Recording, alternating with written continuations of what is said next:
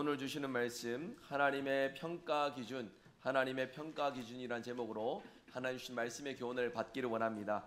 여러분, 우리 모두가 다 하나님의 자녀이며 하나님의 백성입니다. 그렇게 고백하시며 믿으시며 살아가고 있습니까? 여러분, 그렇다면 우리는 이제 이 사실을 머리로만 우리의 삶의 어떤 의미적으로만 생각할 것이 아니라 하나님 앞에서 합당한 하나님 백성다운 자녀다운 그런 삶을 살기 위해 더욱 노력해야 될 것입니다. 지금의 자리에 머물러 있는 것에 만족하는 것이 아니라 이런 소극적인 자세에서가 아니라 더욱 적극적으로 하나님의 자녀다운 하나님 앞에서의 합당한 모습으로 살아가는 일에 힘쓰시는 저와 여러분 되시기를 바랍니다. 오늘 말씀 이러한 주제를 토대로 서기관들의 외식적인 삶에 관한 이야기와 성전 뜰 안에서 여인이 자신의 모든 것을 하나님 앞에 헌금드린 그 이야기를 오늘 말씀을 통해 우리가 살펴보는데요.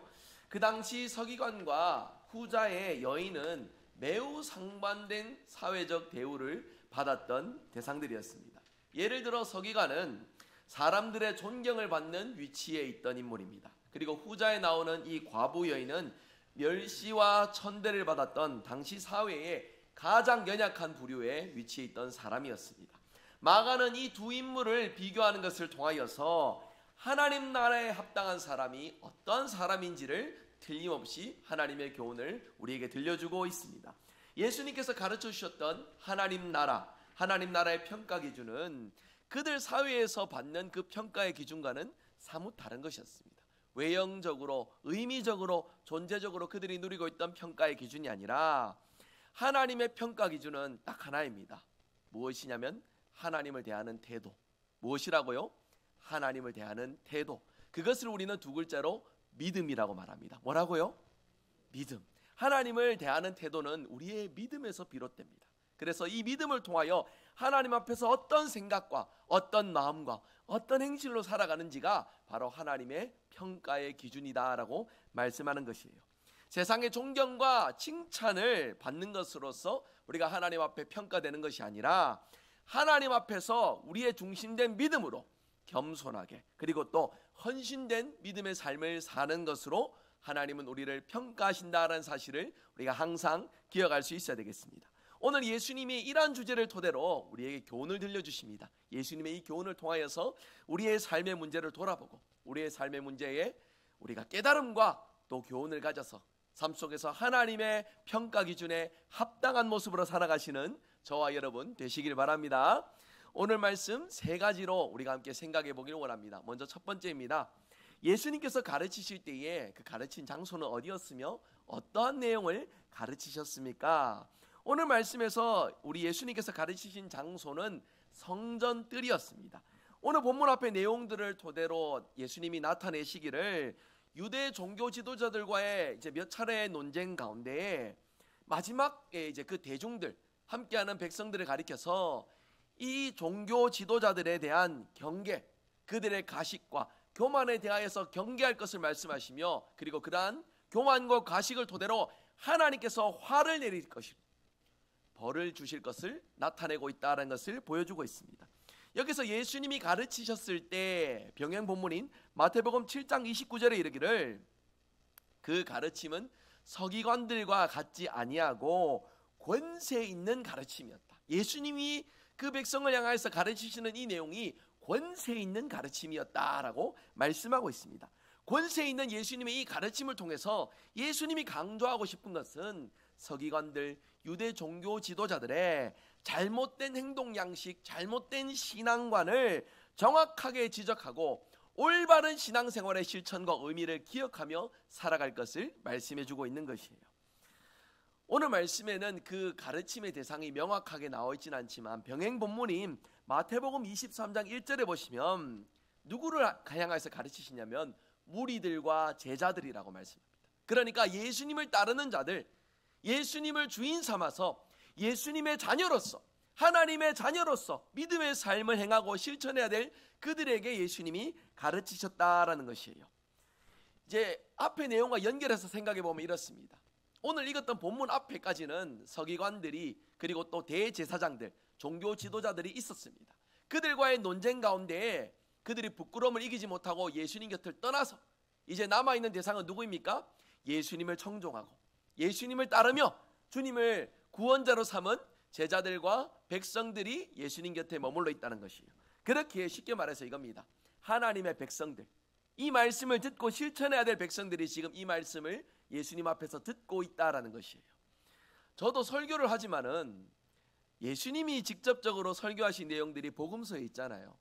굉장히 지혜롭고 알아듣기 쉽고 실제적인 설교들을 하시는 것들을 보게 됩니다. 거창한 어떤 율법의 의미들을 갖고 오지 않으세요. 오늘 우리가 하나님의 자녀로서 어떤 삶을, 어떤 선택을 하며 살아가야 될지 여러분 예수님의 말씀을 잘 읽어보시면 우리 삶에도 틀림없는 의미와 교훈들을 발견할 수 있습니다. 오늘 예수님이 들려주시는 이 말씀을 이 실제적인 예수님의 삶의 처지와 형편들 속에서 비유로서 말씀하시는 이 내용들을 주의 깊게 잘 살펴보길 원합니다.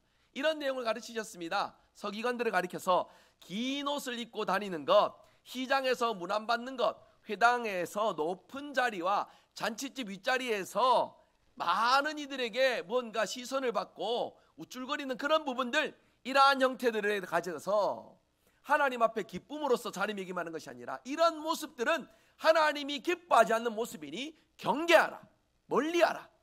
예수님께서 틀림없이 이렇게 분명히 비유적으로 말씀하여 주셨습니다. 당시 서기관들의 복장이 이렇습니다. 세마포로 된 통옷과 땅까지 닿는 긴 두루마리 그릇 걸쳐가지고 이러한 옷차림으로써 자신은 경건한 사람이다, 경건한 사람이다라고 그렇게 이제 자랑하려는 의도를 담아 복장부터 그렇게 구별하여서 입었습니다. 그리고 그 긴 옷에 율법의 말씀을 담아 있는 경문이라는 것을 크게 만들어서 이마에도 붙이고 손목에도 감고, 그리고 일반인들과 구별되게 옷 끝에는 옷술이란 것을 이렇게 칭칭 감아가지고서 이렇게 치장을 하였는데요. 사진을 보시면 좀 더 쉽게 이해되실 것입니다. 여러분, 이게 머리에 지금 이렇게 달고 있는 게 경문이고요. 팔뚝에 보시면 이렇게 뭔가 끈으로 메고 있잖아요. 저것이 이제 옷술입니다.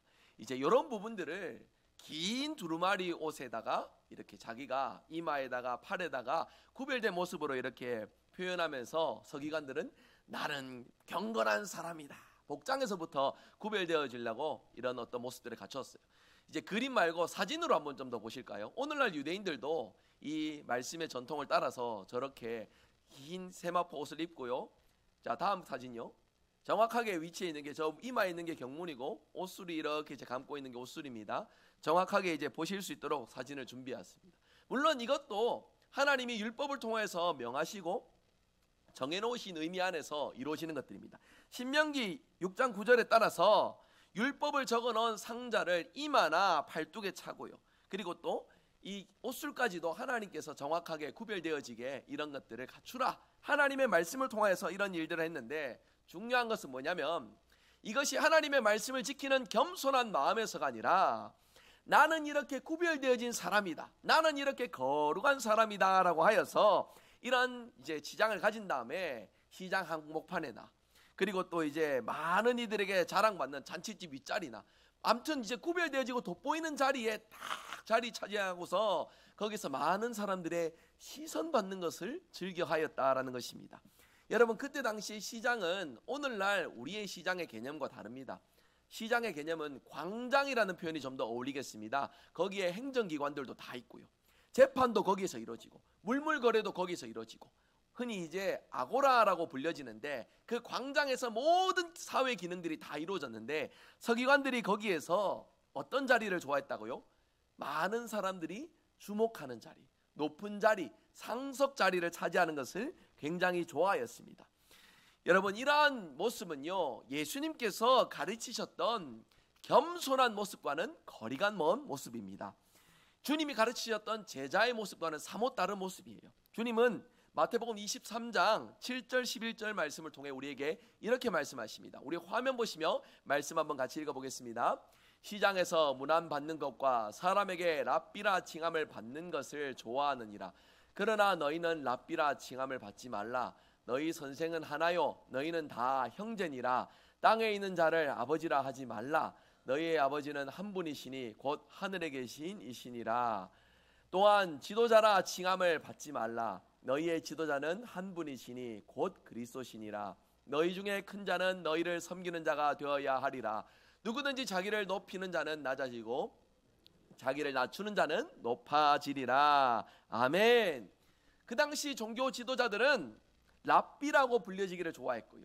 그리고 항상 존칭을 받기를 좋아했고 높은 자리에 앉기를 즐겨하였습니다. 회당의 상석, 율법을 넣어두는 그 궤에 위치한 그 자리 딱 앞에서 항상 많은 이들에게 존경과 칭송을 받는 것을 즐겨하였고요. 자신의 명예를 드높이는 것을 과시하는 것을 너무나도 좋아했던 이들입니다.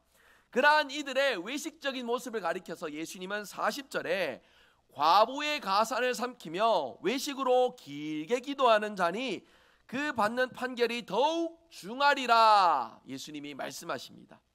여기서 과부의 과산은 약자의 전형적인 어떤 모습의 하나의 상징인데, 하나님은 고아나 과부나 나그네나 객을 해롭게 하는 것이 아니라 그들을 대접하고 섬겨라, 보호하여 주라, 위해 주라라고 거듭거듭 성경에서 구석구석 말씀해 주고 계십니다.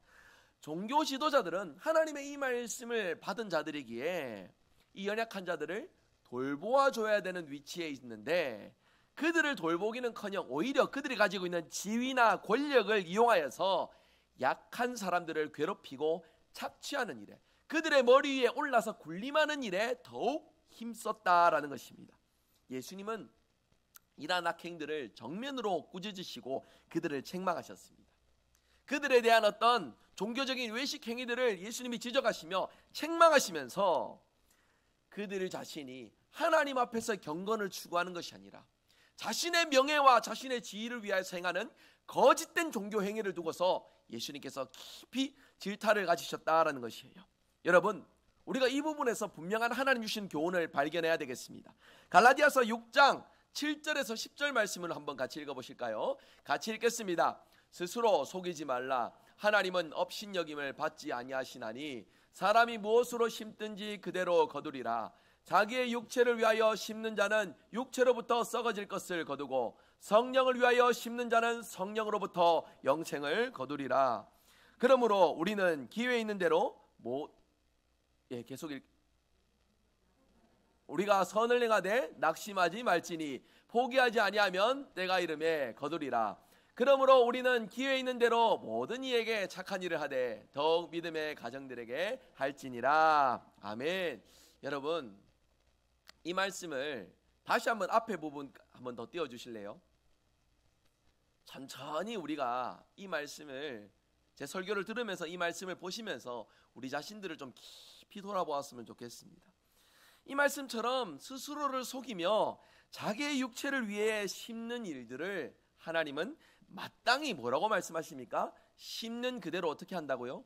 거둔다라고 말씀합니다.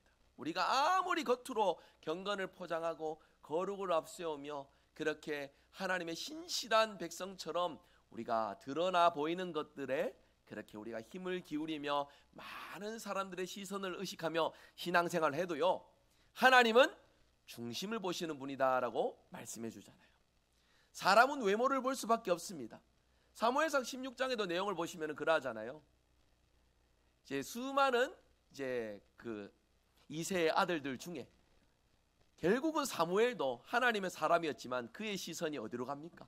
용모가 출중하고 뭔가 좋아 보이고, 이야, 이 사람이면 뭔가 대단한 일을 할 것 같다 싶은 그 사람에게 눈이 가잖아요. 그런데 하나님의 대답은 무엇이었습니까? 사람은 외모를 보거니와 나는 무엇을 보신다고요? 중심을 보신다고요. 하나님은 우리의 중심을 보십니다. 믿으십니까?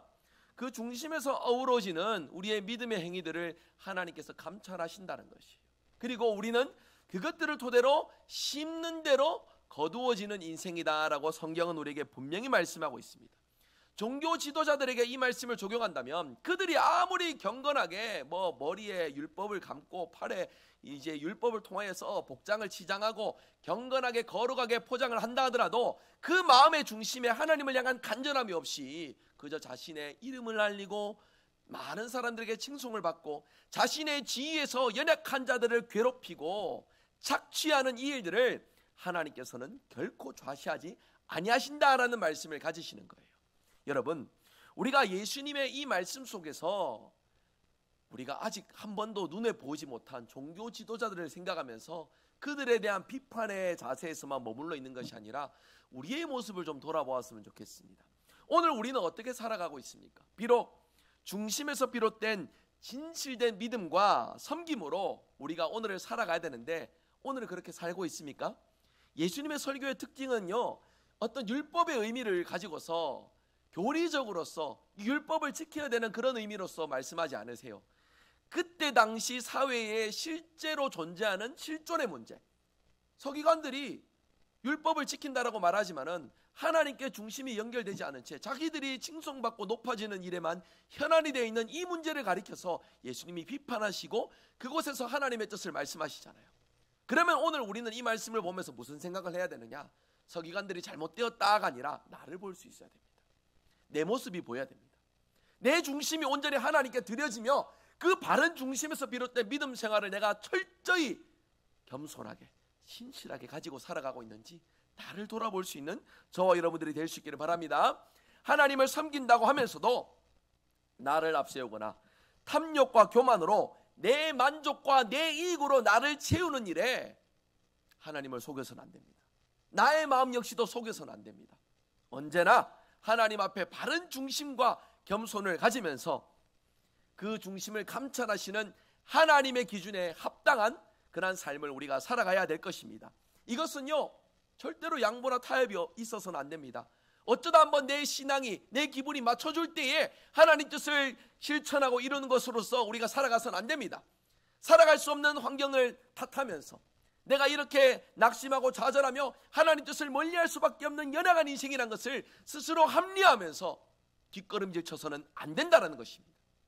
하나님은 우리에게 이 서기관들의 내용을 통하여서 오늘 우리의 삶 속에 하나님이 기뻐하시는 겸손하고 신실한 인물로 살아갈 것을 명령하고 계십니다. 하나님의 이 명령을 기억하며 양보와 타협 없이 날마다 주님 뜻을 이루며 살아가시는 저와 여러분 되시기를 바랍니다.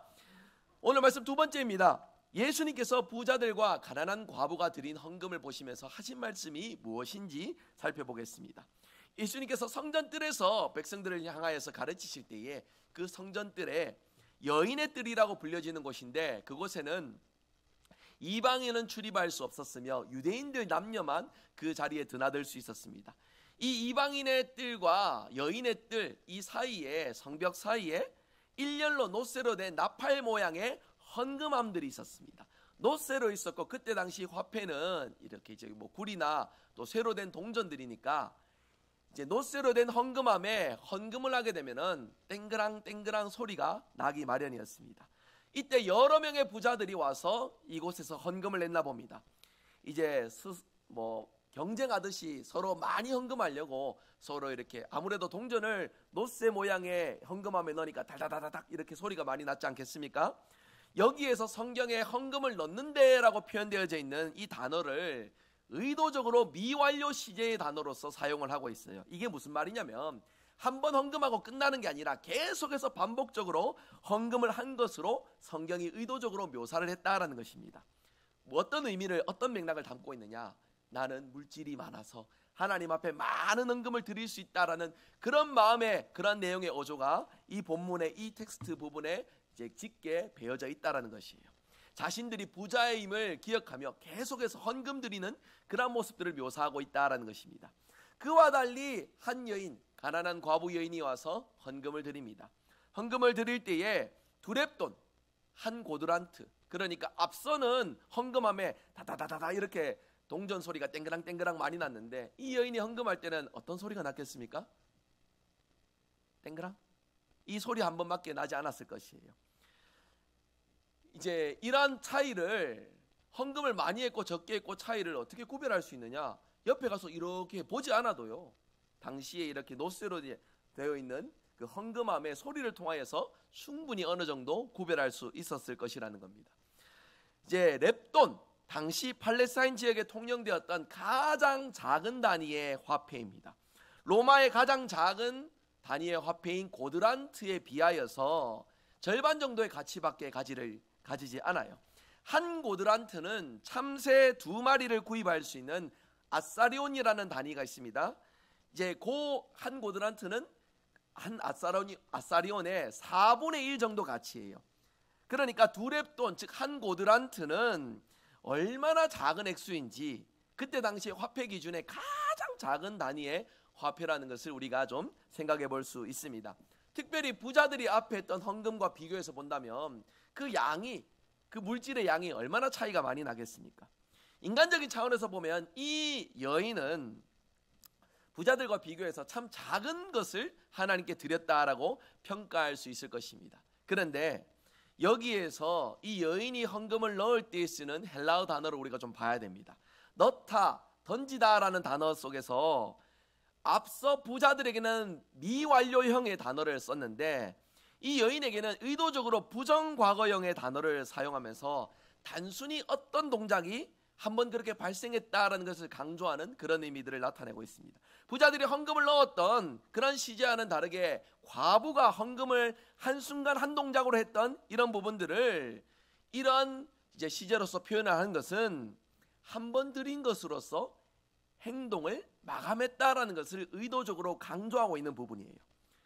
자, 부자들은 반복해서 계속해서 헌금을 많이 하고요. 이 여인은 한 번 이렇게 와서 헌금을 드렸는데 여러분, 주님의 평가는 무엇이었습니까? 43절 44절에 주님이 뭐라고 말씀하십니까? 저기 헌금하는 사람들 중에 누가 제일 많이 드렸다라고 말하지요? 여인을 가리켜서, 과부를 가리켜서 말씀합니다. 그렇게 우리는 오늘 말씀을 이제 종합하여서 이 사건들을 토대로 교훈을 가져야 되겠습니다. 세 번째입니다. 이 사건을 통해서 예수님이 진짜 말씀하고자 하시는 바는 무엇인지 우리가 생각해 보기를 원합니다. 여러분, 이 과부 여인이 드린 헌금이 더 많다라고 인간적인 의미에서, 세상적인 의미에서 그렇게 우리가 정의할 수 있습니까? 그렇게 말할 수 없습니다. 그러나 앞서 제가 하나님의 평가 기준이 하나님에 대한 태도라고 말씀을 드렸지요. 그것을 두 글자로 뭐라고 했습니까? 믿음이라고 말씀을 드렸습니다. 여기에서 예수님이 많은 헌금을 드렸다는 것은 세상적인 산술 방식이 아니라 하나님을 향한 태도, 그 믿음의 자세가 어떠했는지를 두고서 이 여인을 평가하셨다는 것을 주목해 봐야 되겠습니다. 여기에 따른 이유는요, 부자들은 풍족한 것 중에 하나님 앞에 헌금을 드렸지만 이 과부는요, 없는 것 중에서 자신의 모든 소유를 하나님 앞에 드렸다라는 것에서 이 믿음의 태도와 자세가 얼마나 귀했는지 예수님이 그것을 보시고 이 여인을 칭찬하시고 높이 평가하셨다라는 것입니다. 여러분, 이것이 단순히 액수의 문제가 아니라는 사실을 우리는 이미 잘 알고 있습니다만 원어적인 의미에서 제가 한 번 더 좀 정리를 해드리고 싶습니다. 여러분, 이 여인이 드렸던 헌금, 예수님은 거기에 대해서 이 여인의 전부 생활비를 드렸다라고 말씀해주고 계시는데 여기에서 쓰여지는 단어가요, 이제 비오스라는 단어, 이 비오스라는 단어가 여기서 쓰여지는데 이것은요, 생명과 기간의 과정을 함께 포함하여서 담고 있는 뜻이에요. 무슨 말이냐면은 생활비라는 것은 이 여인의 전부라는 겁니다. 이 여인의 목숨이 달려있다는 것입니다. 이 여인이 살아가는 기간에 자신에게 꼭 필요한 것인데 그것을 하나님 앞에 기꺼이 드렸다라는 것을 예수님이 말씀해주고 계시는 거예요. 여러분, 이게 보통 마음이겠습니까? 여러분, 우리는 그럴 수 있습니까? 저도 어찌 보면은 연약한 믿음의 사람인지라 이러한 내용들의 설교들을 가지면은 여러분 잘 기억하십시오. 오늘 이 설교가 헌금 많이 합시다로 결론이 가면 안 됩니다. 그게 중요한 게 아니에요. 하나님은 그런 세속적인 관점에서 우리의 어떤 눈에 보이는 지표들을 가지고서 평가하시는 것이 아니라 무엇을 가지고 우리를 평가하신다고요? 하나님을 향한 태도. 이것을 두 글자로 뭐라고요? 믿음.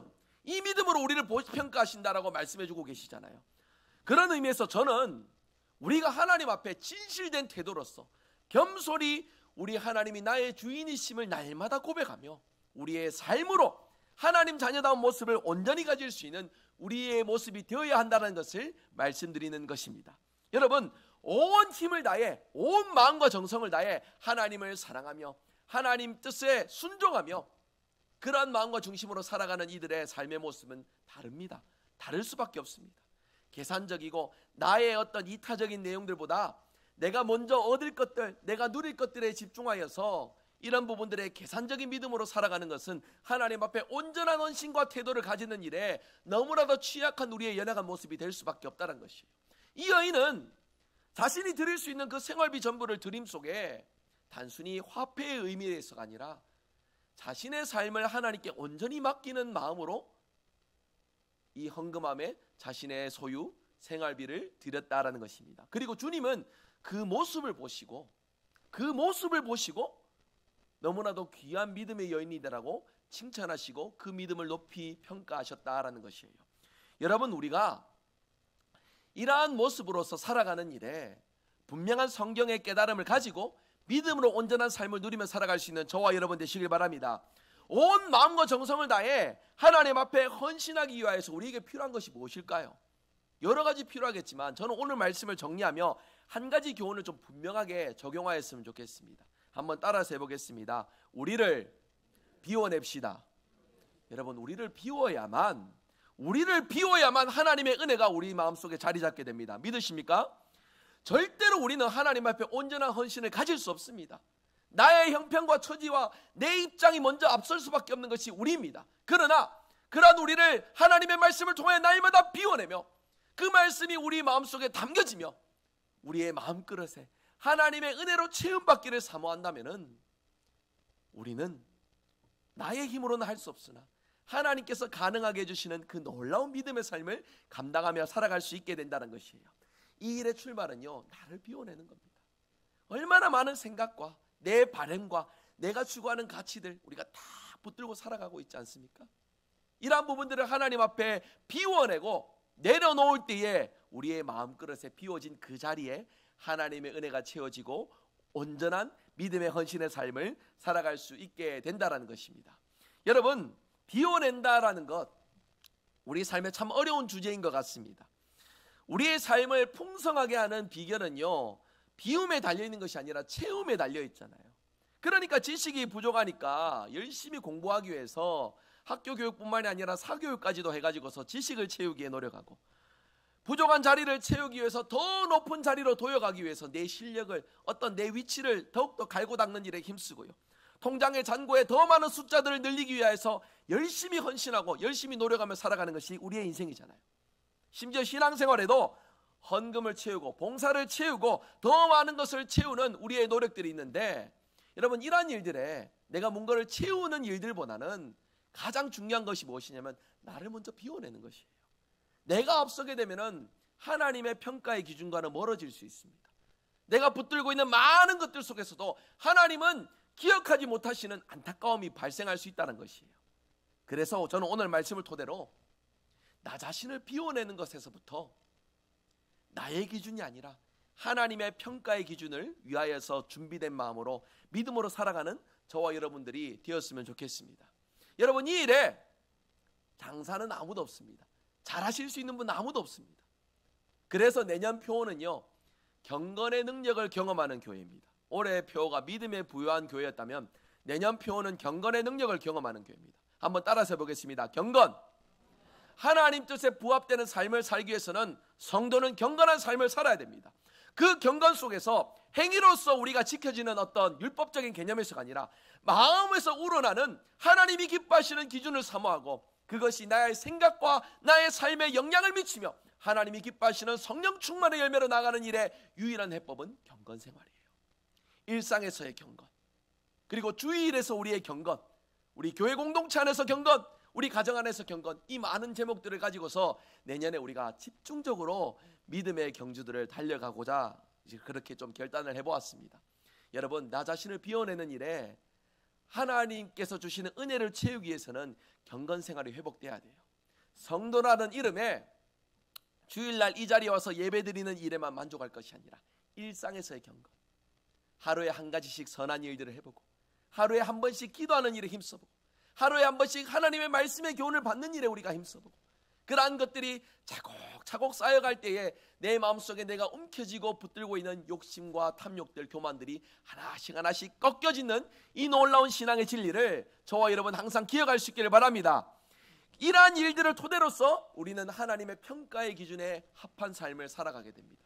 외형적으로 우리가 많은 것들을 갖추고 추구하는 것들, 하나님은 거기에 대해서 뭐라고 말씀하십니까? 심는 대로 거둔다 말씀하시잖아요. 그 중심이 하나님께로 연결되지 않은 채 행하는 모든 것들에 하나님은 우리가 심는다라고 말하겠지만은 열매 없음으로써 우리의 삶을 평가하신다라는 것을 오늘 말씀을 통해 우리에게 보여주고 있어요. 이 신앙의 원리, 이 중요한 신앙의 원리, 경건을 통해 우리의 마음을 비우고 하나님의 은혜를 체험받는 일에 날마다 힘쓰며 살아가는 저와 여러분 될 수 있기를 간절히 소망합니다. 말씀 맺습니다. 여러분, 눈에 보이는 것으로서 우리는 평가할 수밖에 없어요. 어떤 행동을 하는지, 어떤 모습을 보이는지, 어떤 삶을 사는지, 이런 것들을 가지고서 참 신실한 분이시구나, 참 믿음 좋은 분이시구나, 참 경건한 분이시구나, 이렇게 말할지 모릅니다. 그러나 앞서 말씀드린 대로 하나님은 우리의 중심을 보세요.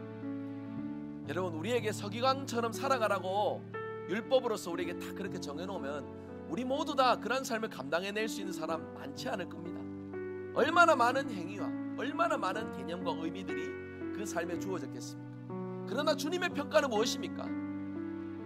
그들을 향하여서 화 있을진저라고 말씀하시잖아요. 그 어느 것도 하나님 앞에 진실되지 못한 그들의 행동들, 그들의 행위들은 열매 없는 것으로서 예수님이 평가하시죠. 여러분, 우리는 오늘 어떤 모습으로 살아가고 있습니까? 이 분명한 신앙의 진리를 기억하여 하나님을 향한 진실한 태도, 바른 믿음 속에 나의 것을 비워내고 하나님의 은혜로 체험받는 복된 인생으로 살아가는 저와 여러분 되시기를 바랍니다. 내 마음 그릇에 내 것으로 가득 차 있다면 주여, 주님의 사랑을 통해 하나님의 은혜가 내 마음속에 채워지게 하여 주시옵소서. 나를 비워내고 주님의 것으로 체험받는 인생이 되게 하여 주시옵소서. 그리하여 주님께 인정받고 칭찬받는 귀한 인생이 되게 하여 주시옵소서. 이러한 믿음의 고백을 가지고 오늘을 살아가시는 저와 여러분 되시기를 주 예수 그리스도 이름으로 축복합니다. 아멘. 우리 함께 찬양하기 원합니다. 주님, 이 마음에 주님의 사랑이 체험받기 원합니다. 주님 주시는 모든 은혜로 내가 체험받기 원합니다. 그래서 주님 주신 모든 은혜, 나는 차마 말할 수 없지나 주님께서 주시는 그 은혜 속에 날마다 깊은 은혜와 하나님을 향한 바른 중심으로 살아가는 인생이 되게 하여 주시옵소서. 우리 오직 주의 사랑에 매여 함께 찬양하며 나가겠습니다. 찬양합니다. 오직 주의 사랑에 매여, 오직 주의 사랑에 매여 기뻐 노래합니다. 이 소망의 언덕 기쁨의 땅에서 주께 사랑드립니다. 오직 주의 임재 안에, 주의 임재 안에 갇혀 내 영 기뻐 찬양합니다. 내 영 기뻐 찬양합니다. 이 소명의 언덕, 이 소명의 언덕 거룩한 땅에서 우리 두 손 들고 고백하기 원합니다. 주께서 주신 모든 은혜, 주께서 주신 모든 은혜, 나는 말할 수 없네. 내 영혼 즐거이 주 따는 겁니다. 주께 우리 한 번 더 간절하게 고백합니다. 주께서 주신 모든 은혜, 주께서 주신 모든 은혜, 나는 말할 수 없네. 내 영혼 즐거이 주 따르옵니다. 주께 사는 우리 이 시간 함께 말씀 기억하며 기도하기 원합니다. 하나님 앞에 정직하게 겸손하게 헌신된 삶을 살게 하여 주시옵소서. 나 자신의 욕망과 교만을 비워내고 하나님을 향한 사랑과 은혜들로 체험받는 인생 되게 하옵소서. 오직 하나님이 인정하시는 믿음의 기준대로 나의 중심과 행위가 온전히 쓰여지게 하여 주시옵소서. 말씀 기억하시며 우리 함께 합심하여 간절하게 기도합니다. 기도하겠습니다. 주님 감사합니다. 오늘도 이 말씀의 자리를 지키며 하나님 주신 은혜를 누리게 하시니